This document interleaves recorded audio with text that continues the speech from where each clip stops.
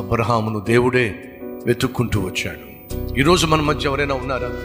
నేను ఒక అభాగ్యుడిని, నేను ఒక అభాగ్యురాలిని, అందరూ బాగున్నారు, నా పరిస్థితి ఏమీ బాలేదు, అందరూ సుఖము సౌఖ్యము సంతోషము సమాధానం కలిగి వర్ధిల్లుతున్నారు, కానీ ఏంటో నా ఇంట్లోనే సుఖం కరువైంది, నా శరీరంలోనే ఆరోగ్యం కరువైంది, నాకే ఆర్థికంగా ఇబ్బందులు వచ్చి పడినాయి అని ఒకవేళ నేను అభాగ్యురాలుగా నిరుత్సాహపడుతూ ఈరోజు దేవుని సన్నిధికి వచ్చినట్లయితే నీకు శుభవార్త.